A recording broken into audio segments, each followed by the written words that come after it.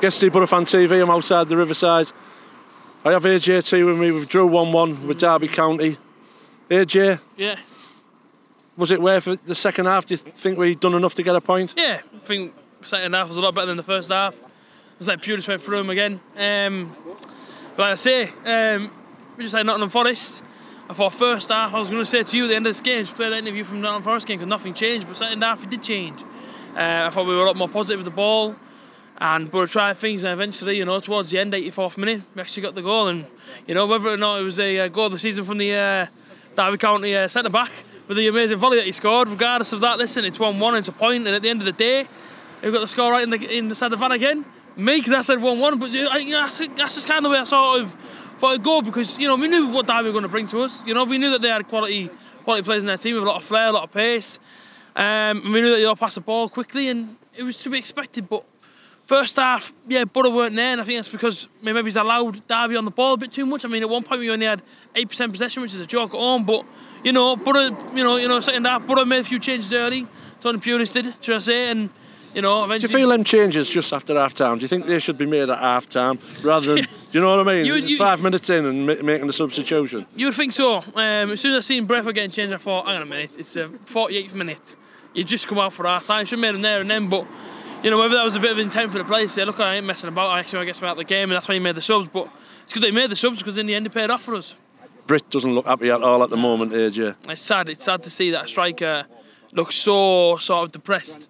On the way out there, I give him a thumbs up, and he just sort of put his hand up. But he didn't look happy, and as soon as he came off, he went straight down the tunnel, if you noticed, and he didn't come out for quite a while, and it just shows you at the minute he's unhappy. But I can almost sympathise with Britt Sambalong at this moment in time, because you see him today, he's making the runs all over the shop, and yet nobody's giving the ball, playing the ball at the top. He doesn't want the ball over the top. You know what I mean? You can see that when he freaks out here. You have to play he needs it in front of him. He needs to be chasing after it. And when the ball goes to the top, when he gets pulled off, I think, I mean, pure. He's trying everything he can, but he needs service. And like I said, it's almost like I said on Tuesday. I have been critical of him, but when you watch him, you see what he does, and you see how frustrated he is. And you know, if he goes in January, I'm serious now. If he goes in January, we can't say, oh, this, that, and the other, because the guy's trying. But yeah, he's getting nowhere for it, so it is what it is. McNair coming in for shotting at full back. Do you feel as if that's the answer? Or do you think you need to go with one of the young ones, Spence, I think it is? McNair needs to go would have been the perfect thing to say then. Listen, I don't rate the guy, and that's just my own opinion on him. I just look at him, I don't think he suits where he's playing right now. You know, I seen him at Preston a few weeks ago in the cup game, play right back, and he was all over the shop, you know, he couldn't keep up with it, and I just think to myself, you know, Dale Fry's there, playing him at right back. I thought he did all right, but I just probably went there. If he's almost like a defensive midfielder, keep him playing there, because over at right back, I don't think that's his position. I think also we are missing shotting a lot. Just for that right hand side, up and down the wings. We're missing that loads.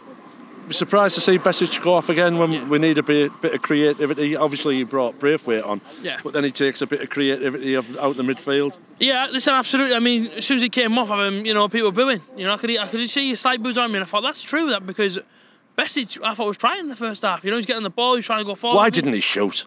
Why didn't he shoot instead of laying that off to Sambalong? It's true, but why does nobody shoot from outside the box in our team?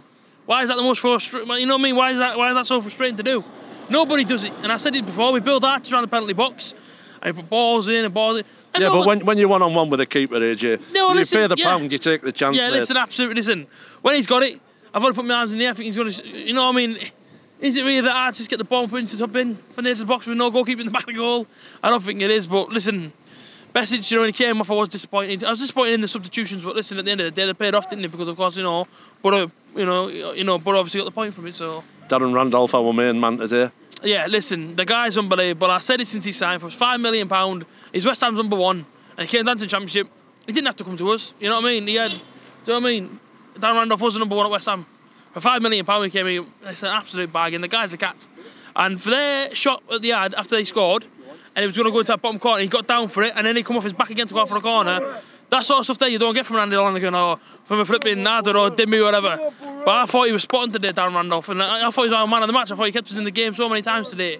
And for me, I don't think he gets enough credit. I've said it before. Yeah. Darren Randolph doesn't get enough credit in this team, and it's wrong because he keeps in so many games. He is for me one of our star players, even though he's a goalie. He is. And was it Tony Pulis' tactics when he changed it at half-time, before half-time where we went to 4-4-2. That's got us the pointers here. We should have started 4-4-2. Playing 5 at the back at home is something I don't understand. Their midfield was just here, there and everywhere. They just passed it round us. And like you say, they were so threatening, mate. I thought we give them a bit too much respect. I'll be honest with you. I thought we give them a bit more. I thought Boro gave them a bit too much respect. And I thought Boro let him play on the ball. I thought if Sandro got the ball, we give him too much time. You know, they would be able to ping it out the wide, and no one's. Huddleston's like this with the King Edward pinging it. He is, but you know, it goes out to Lawrence and everyone else, and they're just passing it about whoever they like. And obviously, you know, as soon as they scored, it was just a ball across the box straight in the back of the net. But it was always coming. Do you know what I mean? So frustrating the first half. I'm thinking, I can see what the hell's going wrong, but you just can't see it on the pitch. And you know, Derby, I said before the game, they are a team that's going to come here and they're actually going to give us a game, just like Nottingham Forest did. And it was the same sort of thing in the first half. And Nottingham Forest game, similar. It was just quick. It was quick passing. And when a team comes here and actually gives us a game, we don't know how to react to it. We go into a little bit of shock mode. Same as what Nottingham Forest did. When they came in and they actually gave us a game, we panic. And that's how I see it. And today, in the first half, Boro came out, they hit us early, and we didn't know what to do.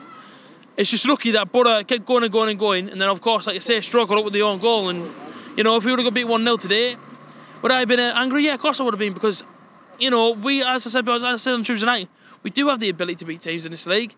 We do have, you know what I mean? You know what I mean? Boro have every single right to be top of the league, but it's about being there, sustaining it, and showing everybody who the hell Middlesbrough Football Club are. And we are a good team when we want to play like it. And it's annoying that even today, I don't think we're seeing 100%. Our away form's keeping us up the top of the tree. Of course it is. Listen, and our next away game, Stoke City away, that's not going to be easy. You know what I mean? They've just been relegated, and yeah, I know they ain't on the best of form, but you know, Boro don't really have a good record. Boro don't really have a good record going to Stoke. But you know what? It's the first time there. Let's see what happens. Top of the league still, mate.